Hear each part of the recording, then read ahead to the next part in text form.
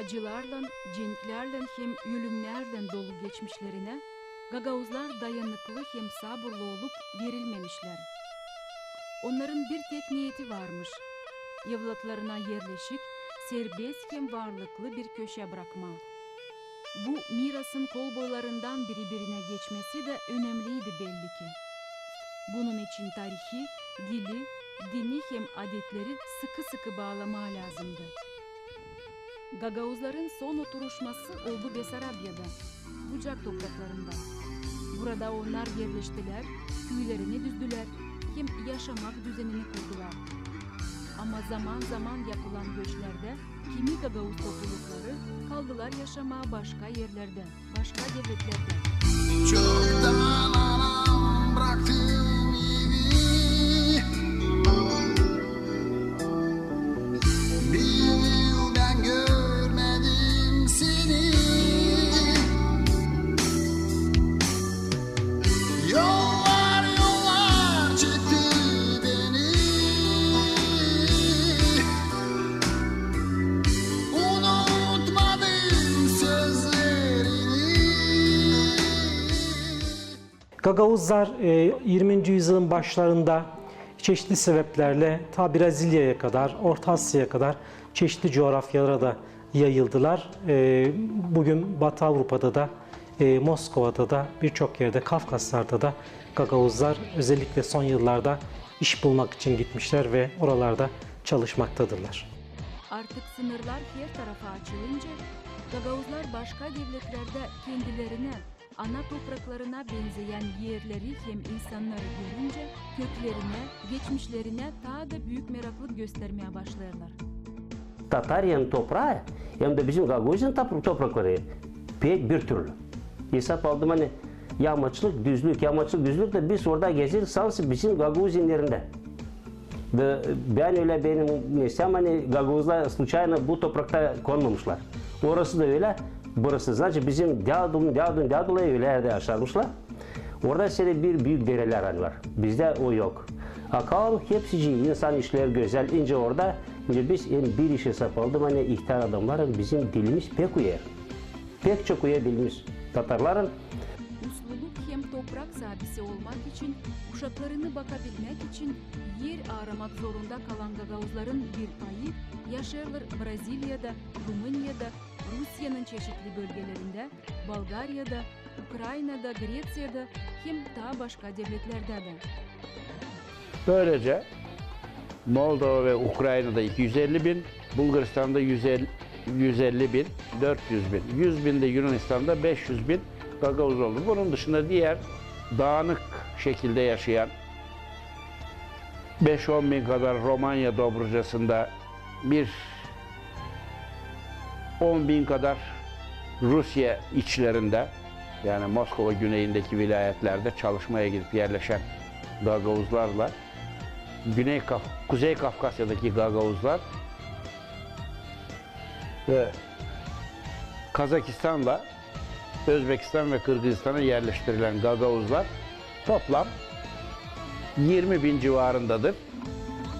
Yani 250 üzerine artık Kanada, Birleşik Amerika Devletleri, Brezilya ve Arjantin'e, Patagonya bölgesine yerleşen, oralarda çiftlikler kuran Gagauzları da hesaba katarsak şöyle 500 bin ile 600 bin arasında bir Gagauz nüfusu dünya üzerinde yaşamaktadır.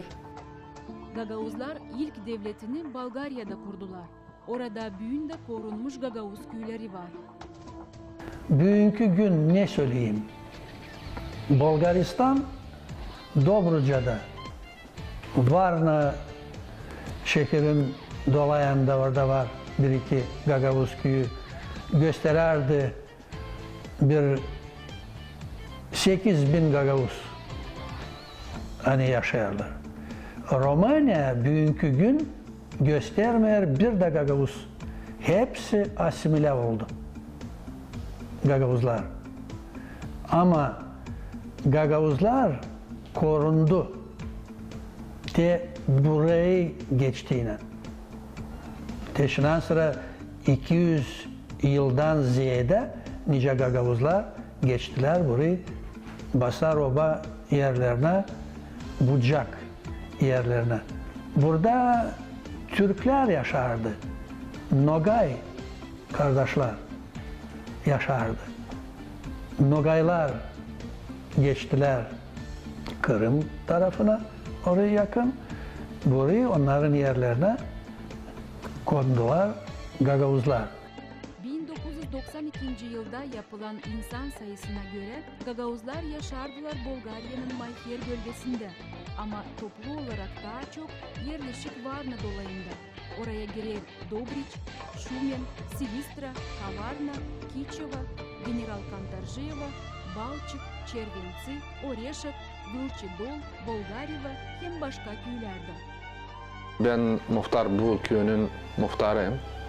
Bulgarca Dioskmet. Bizim köy adı Bolgarevo. Yaşıyorlar 1500 kişi insan yaşıyor. Bizim köyde çoğunu Gagavuz, yarısı Bulgar, yarısı Gagavuz. Konuşuyoruz Bulgarca, konuşuyoruz Gagavuzca. 1500 insan yaşıyor. Çoğunu Gagavuz. Çoğunu Gagavuz. Bizim köyde yarı insanlar geliyorlar Bulgaristan'ın içerisinden. Kotel, Gabrovo. Geliyorlar Besarabya'dan, Moldova'dan. Oradan da var insan kim hani yaşıyor burada. Hani gelmişler vakitinin birinde. Kim hani gelmiş Besarabya'dan, onlardan çoğunu yaşıyorlar Varna'da. Varna'da yaşıyorlar. O zamanlar çok kötüymüşler, yokmuş iş. Burası bizim yanımızda çok toprak var. Deniz yanımızda, başlamışlar toprak bakma, bahçe, balıkçılık yapma. Onun için de gelmişler buraya. Köyün adı Çavuş Köyü, evvel zaman adı. Şimdi General Kantarjiev. Benim adım Stefan Zengelov. 5. mandat primarım bu köye. 460 kişi yaşıyor burada. Hepsi Gagavuz. Türkiye vakıdından burası Çavuş Köyü deniyor. Sonra Ruman'da geliyor burada. Buradan insanlar gitmişler Besarabya'ya. Sonra orada yaşamamışlar pek isle. Dönüyorlar burayı. Onlardan Besarabya'dan da geliyor buraya Gagavuzlar. Elbette ki asimilasyon prosesi zamandaş günlerinde beklemediğimiz kadar hızlan ilerler. Gagavuzca bilen hem laf eden insan sayısı Bulgarya'da gittikçe hep azalır. Gençlerin arasında çoğu bilmiyor. Soruyorsun ona, Gagavuzcasına sana cevap, çok zor cevap verecek. Sorsan da sen ne? Döndüğü Bulgar, Gagavuzluk kaybediyor. İstatistikler artık Gagavuzları Bulgaristan'da hiç göstermiyor. Onlar asimile edildi. Halbuki onlar hala Türkçe konuşuyorlar. Şimdi ihtiyar Gagavuzlar hala bizim bir devletimiz var. İnşallah ileride de olacak diyorlarmış. Orada bir tepe varmış Kavarna'nın yanında. Oraya bayrağımızı dikeceğiz diyorlar. Bunların bayrakları nasılmış? Simsiyah bir zemin üzerine bir horoz resmi. Horoz. Simgeleri horoz. O horoz orada ötecek diyorlarmış. Bugün bile söylüyorlarmış bunu. Gagavuzları göç yolları götürürler Grecya'ya da. 1914 yılda Bulgarya'dan birkaç ayla geçerler yaşama Grecya'ya. Birinci Dünya Cengi'nden sonra da 1922 yılda Türkiye'den de Gagavuzlar göçerler Grecia taraflarına. Orestiada olduğu ilk kasaba nerede başlandı kurulma bağlantılar Moldova'daki Gagavuzlarınla.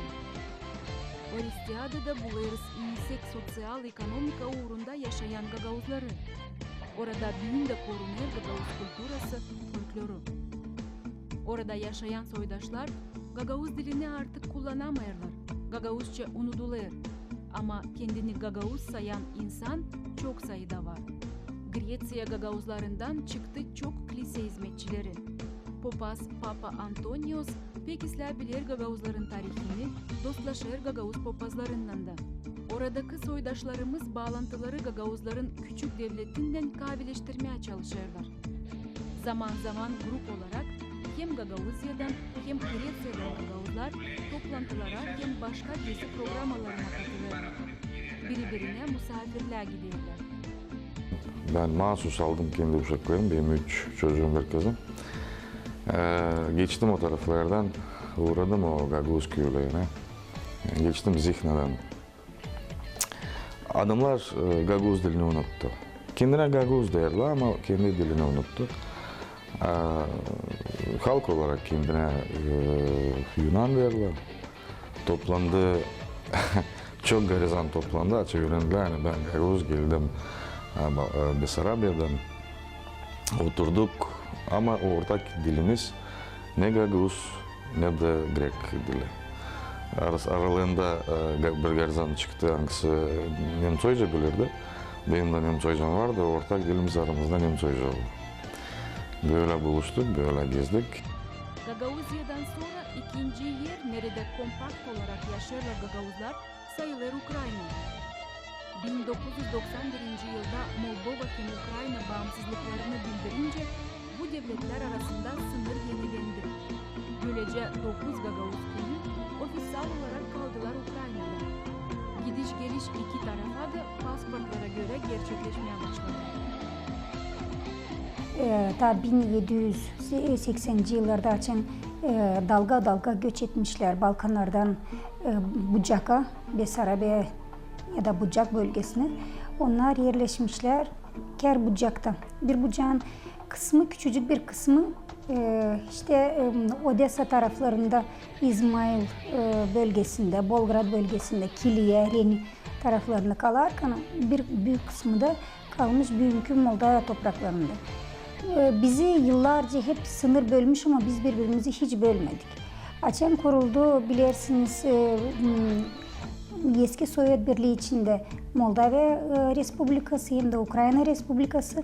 Ta Hruşçov vakitinde Gagauzların büyük bir kısmı kaldı Moldova'nın gündoğusunda, bir kısmında kaldı Ukrayna'da. Ukrayna'da daha küçük bir kısmı kaldı ama eski Sovyetler vaktinde biz birbirimizi hiç bölmedik. Bizim Gagauz köylerinde insanlar Bolgrad'a sık sık daha gitmerdiler, ne kadar çadıra giderdiler. Yayan da giderdik, sabah kalkardılar, öğlen üstü saat 11'de Valperce'den de kimer yayan da çadıra kadar gidilerdi. Sinselerimiz de orada çok vardı. Ama 1991'de açan her bir padişahlık Moldova kendi bağımsızlığını kazandı, serbestliğini vardı. Açan Ukrayna'da dedi hani ben Ukrayna devletiyim, sınırlar burada zorunlu bölündü iki parçaya. Yani sınırlar çizildi, sert bir şekilde formada çizildi. Da Ukrayna'daki Gagauzlar büyük pişmanlık, büyük korku yaşadılar. Dediler hani biz bundan sonra sensellilerimizi hiç gidemeyeceğiz. Birbirimizi göremeyeceğiz. Büyük bir korku da bir panikada yaşanardı bizim topraklarda. Büyük Gagauzlar Ukrayna'da nerede yaşıyorlar? Bolgrad rayonuna bakarsanız Bolgrad rayonunda var köyler. Eski ta sınırda olan köylerden bakarsanız Dimitrovka, Satılık Hacı, Aleksandrovka dediğimiz. Sonra Kobey, Çervonarmeyskaya köy, Kurçi, Vinogradovka. Ondan sonra Karakurt, Jovtnevaya.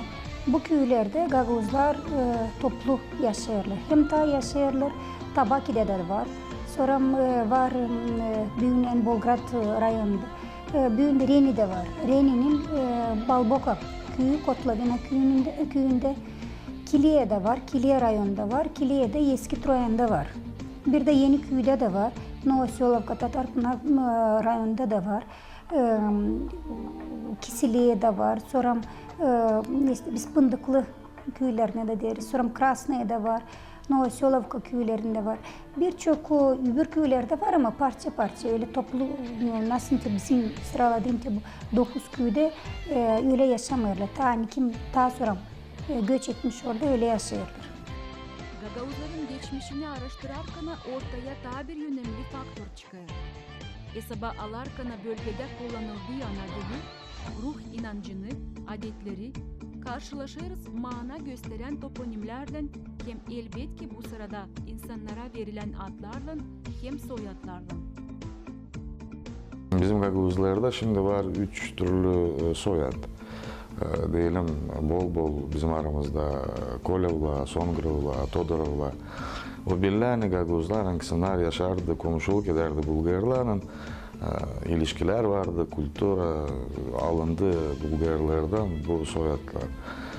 Bol bizim aramızda kırmızı, sarı, Hacoglu, Öztürk soyadları, familyalar. O belli ki bu Gagavuzlar hangisler Edirne, Trakya tarafında Tazi'de Türklerle komşuluk ettiler.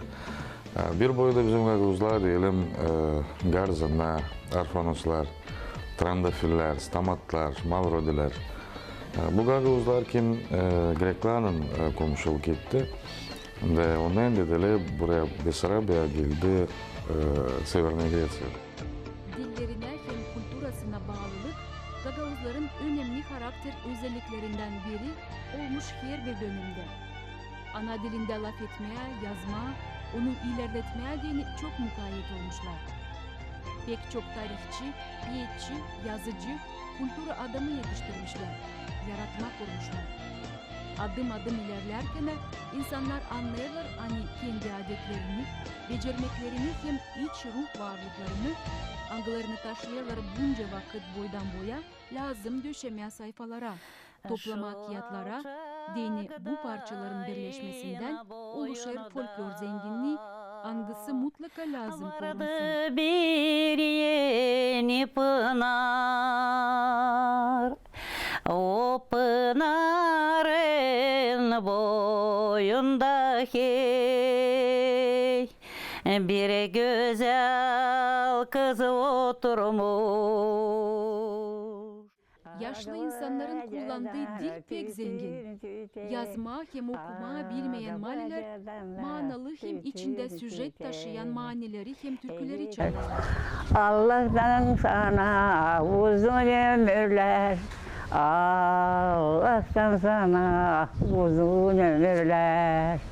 Çok göresin, çok geçiresin, çok göresin, çok geçirersin. Pek şey oldu. Benim türküm bu kadar. Sevindirir bugünkü günde kiyat setlerinin doluluğu. Onlarda artık var yüzlerce yaratma yazılı ana dilinde. Folklorun önemliliği pek büyük zere ondan çekilir başka literatura dalları da. Sadece problema görünür onda, hani gençler modern yaşamaya ayak uydurmaya savaşarken, öbür taraftan folkloru taşıyan kaynaklar olan yaşlı insanlar günümüzde azalıyor. Gagavuz folklorunu araştırmaya çekitti 120 yıl geri anılmış Rus etnografı Valentin Alexandrovich Mashkov. Bu yıl 2015 yılda tamamlanır 120 yıl. Nasıl o sefte toplayıp bizim Gagavuz köylerinde birkaç folklor teksti onları tiparlamış Kazan'da bir jurnalda. O zamandan beri Gagavuz folklorunu araştırdı çok insan. Bizim bilim merkezinde nerede ben şimdi çalışıyorum, biz hazırladık İslam bir toplum Gavril Arkadiyevich Gaydarcı'nın koleksiyasından. O ta 60. yıldan başlamış toplama bizim köylerde folklor janralarını. Burada var mani de, söyleyiş de, türkü, kısa fıkralar, masallar. Çok Gagavuz folklorun hepsi janraları. O toplamış bu tekstleri halis bilim adamı gibi yazmış. Kimin ağzından işitmiş, adını, soyadını, doğma gününü, hem niye orada varmış şkolası o adamın, Hepsini bunların not almışınca derler, yazmış, belli etmiş da bilim tarafından olmuş İslah bir toplum. El becermekleri, çalışkanlık, cömertlik, ustalık hep vardı bu insanların damarlarında. Yaşamanın mutlu hem kahırlı zamanlarını şen hem garip türkülerle anlatabilirler. Bu türkülerin sözleri belki hiçbir yerde yazılı yok. Çünkü onlar sayılır Mamu'nun, Babu'nun, Mali'nin ya da Lelu'nun türküleri. Onlar halkın türküleri. Yanka yarim yanka, varıyorum yanka. Yelsiz ayaksız sularım, sensiz yanka olmarım. Yelsiz ayaksız sularım, sensiz yanka olmarım. Gagauzların ailesi pek büyük. Onlar büyük fidanın dallarından biri. Bunu açıklar adetler angılarını onlar koruyarlar, anladığı dil angısını onlar kullanırlar. Bunu gösterir ortak halk kahramanları ya da yaratma personajları hani ağızdan ağza geçerler hem anlaşmak noktası olurlar başka halklarla da. Buna örnek verebiliriz Gagauzların cümbüşçü personajını Hoca Nasradin'i. Nasradin Hoca bu bir personaj, angısını çeker, hepsi çeker kendi tarafına. Var öyle toplumlar nerede onun fıkraları basıldı. 20 halktan ziyade sayarlar bu personajı, hani onların arasından çıkmış bu adam. Hoca'nın fıkraları onlar bir taraftan güldürür insanı, bir taraftan akıllı fikir verir, ariflik verir. Onuştan sayarım hani Nasradin bizim en büyük, en anılmış personajların birisi bizim folklorda.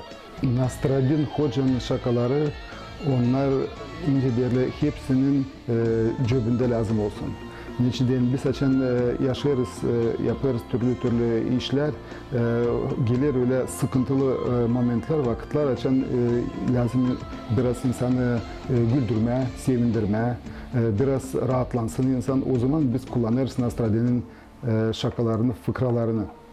Nasradin o dilmiş ne Gagauz, ne Türk, ne Uzbek. Ama hepsi bu halklar 20 halktan ziyade çekerler onu kendi tarafına, sayarlar hani bu adam çıkmış onların arasından. Türkiye'de önce bilirsiniz var bir kasaba, hangisi sayar kendisini Nasradin'in vatanı. Orada onun var kendi mavzoleyi gibi türbesi. Ama başka halklar da sayarlar hani Nasradin onlarınmış. Dil sadece Türk halkları, Araplar da, Farslar da, Bulgarlar, Grekler, Moldovanlarda da var Nasradin'in fıkraları. Onun için bu öyle bir personaj hangisi birleştirir hem Türk halklarını hem Balkan halklarını. Bu öyle bir personaj hani yardım eder çok insana yaşama bu zor vakitlerde. Gagauzların müzika sanatının türlü dalları var. Burada havalar, türküler, maniler, çalgı hem oyun çeşitlerini görüyoruz.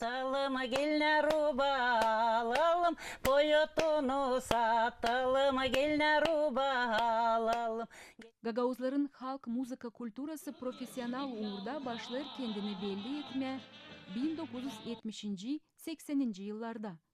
Müzikalı toplumlar kurulurlar köylerde hem kasabalarda, kültüra merkezlerinde. 1973'te kurulur Gagauz Halk Oyun hem Türkü kolektivi Düzava. Onun kurucusu Semyon Fometka oldu.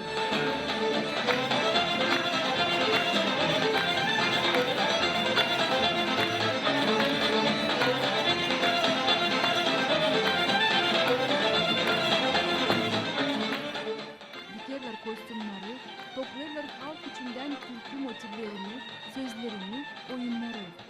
Bir vakitten sonra kurulur Kadınca Halk Kolektivi Avram Köse önderciliğinde.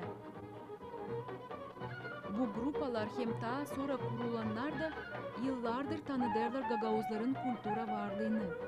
Onlar uzun zamandır hizmette halkın inceliğini korumakta.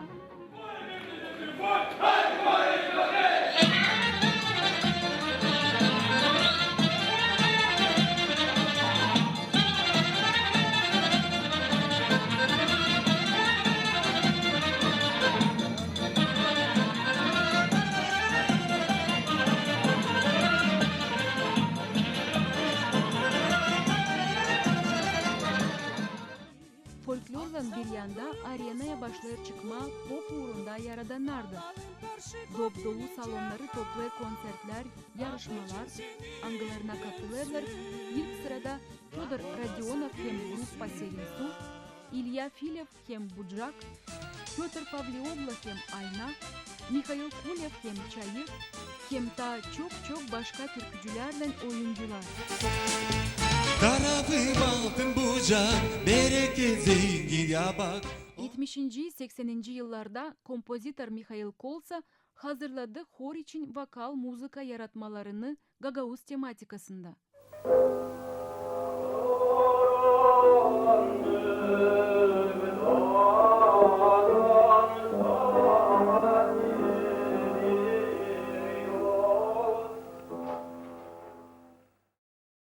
...90. yıllarda pek aktif kompozitörlük uğrunda işler Dmitri Gagauz.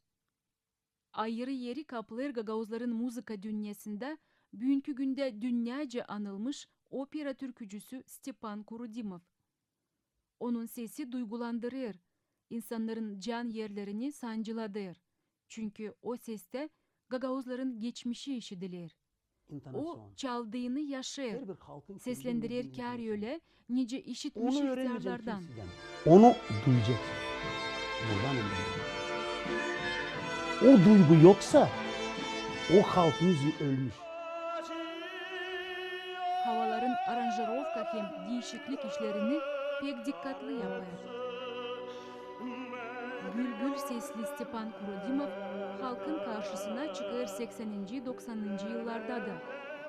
Açan başlarda mitingler Gagavuzların dünyaya tanıtılması için. Halk türkülerinden yüksek müzika janrasından yaratmalardan Kurudimov büyük katkıda bulunur halkına, dini gitmeye bağımsızlık yoluna doğru. Tuna boyunda koyun güdelim, ne güzel oğlan, yalabık çoban.